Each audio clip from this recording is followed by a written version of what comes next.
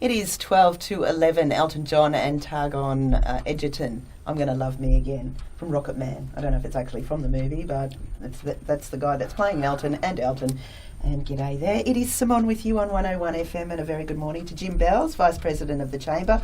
Jim has many decades of executive experience, including responsibilities in governance, marketing, commercial, engineering, strategy and business planning. He's a company director, a Life Fellow of Institute of Managers, a leader, mechanical engineer, and holds an MBA.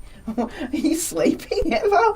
He also worked for several years in a major national transport operation with responsibilities including cultural change. Jim, we can all learn so much from you. Good morning. Morning. Look, so life's a participation sport. We all know that. So just, if you think there's something you want to do, you should just get on and do it. Go out and do it. So I wanted to talk about moments of truth. This is a concept that I came across many years ago, and it continues to be extremely relevant today. Absolutely relevant. Yeah.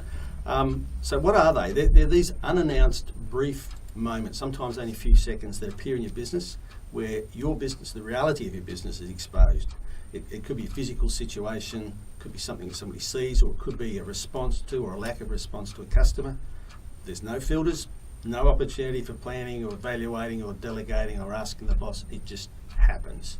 It became a prominent term in the 1980s by a chap by the name of Jan Carlson, who was the president of Scandinavian Airlines, that's SAS. Right. He came out to Australia and did a whole heap of talks, and he's authored a book, in fact, particularly about this moments of truth idea. So these are the things that make your business either absolutely glow or fade into the background. So can you give us some real examples that we can tangible?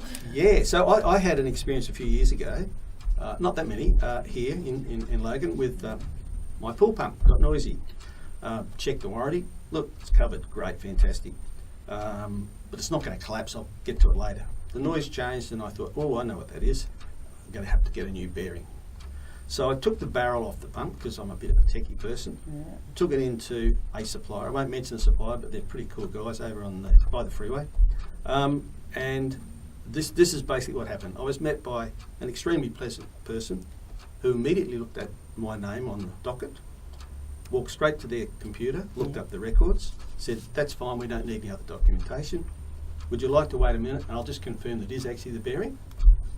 He walked out the back immediately, came back and apologised because he said, "I'm actually in the middle of the stock take, but it's definitely the bearing, and I'm going on holidays tomorrow morning. Can I pass this on and have somebody respond to you tomorrow morning?" And I thought, wow. Well, he's done lots of good things, but that's that oh dear moment, isn't it? I'll call you back. Following morning, I got a phone call. "I've got a replacement pump for you. Would you call in and collect it at your convenience? And could you bring in the rest of the pump body because we need to get some serial numbers off it?" At pickup, there was the entire replacement pump, not just the bit that was needed to be replaced. And I walked out. Absolutely, wow, that is fantastic. Good service. Yeah. So there's about 8 moments in there that you can't plan for. Right. The guy being pleasant, the immediate response, all of these individual little tiny parts of the business, they're the moments of truth. That's where you really see if the business is fair income, top quality, good stuff. Are moments of truth always great service? Well, no, they could be exactly the opposite. I mean, quite obviously, you walk into a restaurant and you see a dirty rubbish bin by the food counter. Oops, done. That's a moment of truth. Yeah. But any one of these experiences in that example, if the guy had been grumpy, if he'd said, "Hang on, I'm doing my stock take, come back later," any one of those could have been a moment of truth, but the wrong way. The wrong way. Yeah, right. So how do you recognise them? Well, they're fleeting. Sometimes they're only a few seconds. You can't really document and plan to accommodate all of them. Managers and business owners need to be visible to their staff and to the customer and supportive of their staff. They've certainly got to be able to delegate responsibility, get people to understand about their business, accept that sometimes they mightn't do exactly what you would have liked, but give them the opportunity to do it, to respond. Right. And so, is it just for salespeople, or no? Pretty much for everyone. No. Everybody's in absolutely everybody in the organisation is in sales. from the CEO down to the unseen night shift cleaners. Yeah. And it also, this moments of truth concept is also relevant to retailers, to manufacturers, service organisations and not-for-profits. Understanding the impact of those moments is really an essential business skill. Okay, well, I'm a business owner and I don't actually have any employees, so what happens there? Well, you've got to talk to yourself. More than I do? More than you do already. No, but if you're a sole operator, it's even more important because you are clearly the decision maker, and every time somebody deals with you, they judge everything that you do as if you're completely in charge. You can't hide behind some dodgy staff or a bad decision or we didn't quite get to it or we're too busy. You're in the hot seat. Frightening. So what can we do? Well, they're an incredible opportunity to make your business shine, to give you an edge on the competition, and most often they will help you increase the profitability and or the net worth of your business. Right. So to capitalise on them, the biggest thing is to make sure you've got your staff empowered, that they have the authority to genuinely take responsibility for issues and events. You need to ensure that you demonstrate the right behaviour, because you can't write books about this. You can't write systems, practices and procedures, whilst they're very important. This is about the actual behaviour in your organisation. Yeah. And you've got to actively work to encourage an environment where there's a lot of trust and empathy. Now, good leaders know this. Trust and empathy are underscore good leadership pretty much every day. Sure.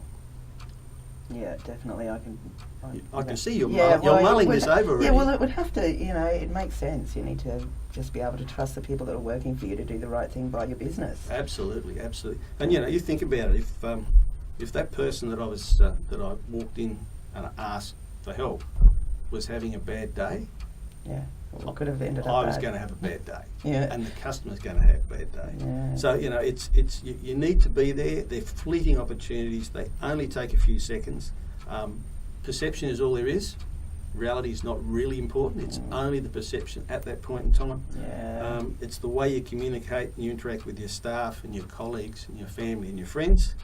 But remember, if your staff are having a bad day, so are your customers. Exactly right. Definitely awesome thoughts for this morning. Jim Bells from the Chamber of Commerce, thank you so much for joining us. Pleasure. And don't forget the website, which is loganchamber.com.au, okay, where we have a lot of fun. Yeah, always.